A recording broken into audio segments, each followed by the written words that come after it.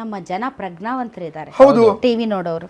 ರಾಧಾ ಹಿರೇಗೌಡರು ಕೇಳಿದ್ದು ಪ್ರಶ್ನೆಗೆ ಸರಿಯಾಗಿ ಉತ್ತರ ಕೊಡದೆ ಏನೇನೋ ಮಾತಾಡ್ತಾರೆ ಈ ರಘು ದೊಡ್ಡೇರಿ.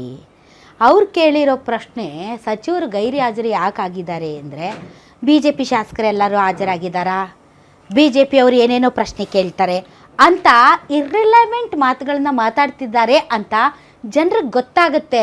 ಸೊ ಹಾಗಾಗಿ ನೀವು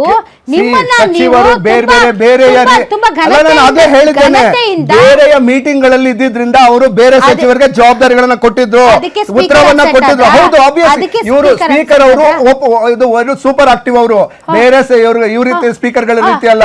ಏನು UT Khader super active, super honest. Okay, ಬೇರೆ ರೀತಿ ಅಲ್ಲ.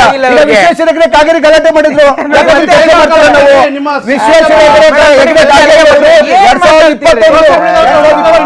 ರಘು ದೊಡ್ಡೇರಿ ಅವರೇ, today you are failed in your ಇದು.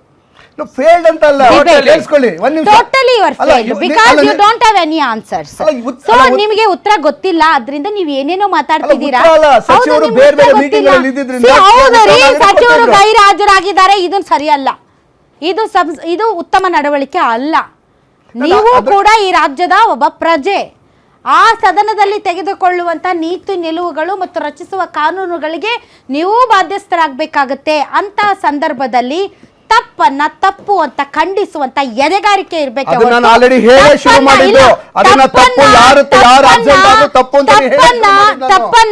ತಪ್ಪನ್ನ ವಿವಿಧ ರೀತಿಯಾದಂತಹ ವಾಕ್ಚಾತುರ್ಯದಿಂದ ನಾನು ಮುಚ್ಚಿಸ್ಬಿಡ್ತೀನಿ ಅಂತಂದ್ರೆ ಜನರ ಮುಂದೆ ನೀವು ಬೆತ್ತಲಾಗ್ತೀರಾ ಅಷ್ಟೇ.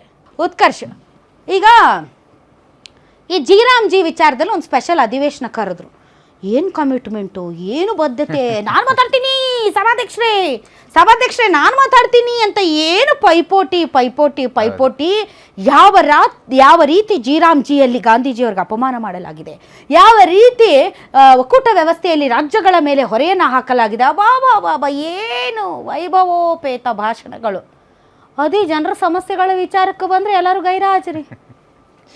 ಮೇಡಮ್ ನೋಡಿ, ಈಗ ಸಭಾಧ್ಯಕ್ಷರ ಸ್ಥಾನ ಅಂತಂದರೆ ನಾವು ಆ ಸ್ಥಾನಕ್ಕೆ ಕೊಡ್ತಕ್ಕಂಥ ಗೌರವ. ಯಾಕಂದರೆ ನೀವು ಹೇಳ್ದಂಗೆ SR ಕಂಠಿಯವ್ರು ಇರ್ಬೋದು, SM ಕೃಷ್ಣ ಅವ್ರು ಇರ್ಬೋದು, ಈ ರೀತಿ ಅನೇಕ ಮಹನೀಯರು ರಾಜ್ಯ ಕಂಡಂಥ ದಿಗ್ಗಜ ರಾಜಕಾರಣಿಗಳು ಇದ್ದಂಥ ಸ್ಥಾನ ಅದು. ಸೊ UT ಖಾದರ್ನವ್ರಿಗಿಂತ ನಾವು ಆ ಸ್ಥಾನಕ್ಕೆ ಕೊಡ್ತಕ್ಕಂಥ ಗೌರವ ಇವತ್ತು ನಿಜವಾಗ್ಲೂ ಅಲ್ಲಲ್ಲ. ನಾನು ಹೇಳ್ತೀನಿ, UT ಖಾದರ್ ಎನ್ನುವಂಥ ವ್ಯಕ್ತಿ ಅನ್ನೋದಕ್ಕಿಂತ ಆ ಸ್ಥಾನಕ್ಕೆ ಆ ವ್ಯಕ್ತಿಗೂ ಗೌರವ ಇದೆ. ಆ ವ್ಯಕ್ತಿಗೂ ಅದನ್ನೇ ನನ್ನ ಕಾಂಟೆಕ್ಸ್ಟ್ ನಿಮ್ಗೆ ಅರ್ಥ ಆಗ್ತಿಲ್ಲ. ವ್ಯಕ್ತಿ ಅನ್ನೋದಕ್ಕಿಂತ ಅವ್ರು ಕೂತಿರ್ತಕ್ಕಂಥ ಸ್ಥಾನಕ್ಕೆ ಗೌರವ ಇರುತ್ತೆ, ವ್ಯಕ್ತಿಗೂ ಗೌರವ ಇದೆ.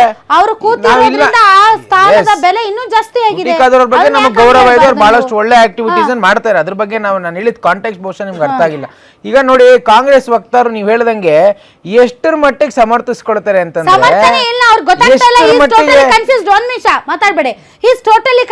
ಏನು ಅಂತಂದ್ರೆ ಸ್ಪೀಕರ್ ಅದ್ಭುತ, super active, one of the best ಅಂತ ಆ ಕಡೆ ಹೇಳ್ತಾರೆ. ಇನ್ನೊಂದು ಕಡೆ ಇಲ್ಲ, ಸಚಿವರು ಗೈರಾಜರಾಗಿರ್ಲಿಲ್ಲ, ಇದ್ರು ಅವರು ಅಂತಾರೆ.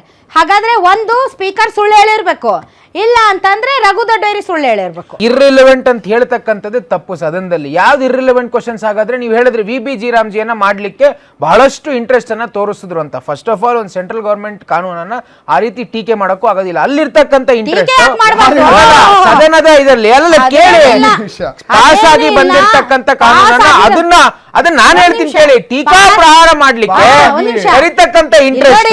ಉತ್ಕರ್ಷ್, ಪಾಸ್ ಆಗಿ ಬಂದಿದ್ದನ್ನ ವಾಪಸ್ ತೆಗೆದುಕೊಳ್ಳುವ ಕ್ರಾಂತಿಯನ್ನ ಎಬ್ಬಿಸಿ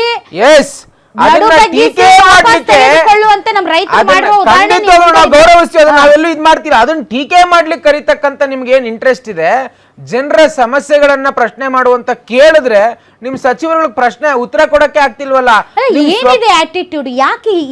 very simple attitude, complete administration failure, political arrogance. ಯಾಕಿಲ್ಲ ಅಂದ್ರೆ ಇವ್ರಿಗೆ ಭ್ರಷ್ಟಾಚಾರ ಮಿತಿ ಮೀರಿದೆ, ದುಡ್ಡು ಚೆನ್ನಾಗಿ ಬರ್ತಾ ಇದೆ, ಕಲೆಕ್ಷನ್ ಆಗ್ತಾ ಇದೆ, ಇವ್ರಿಗೆ ಅವಶ್ಯಕತೆ ಇಲ್ಲ.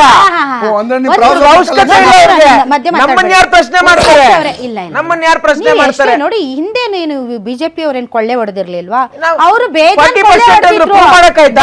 ಬಟ್ ಬೇಜಾನ್ ಕೊಳ್ಳೆ ಹೊಡೆದಿದ್ರು.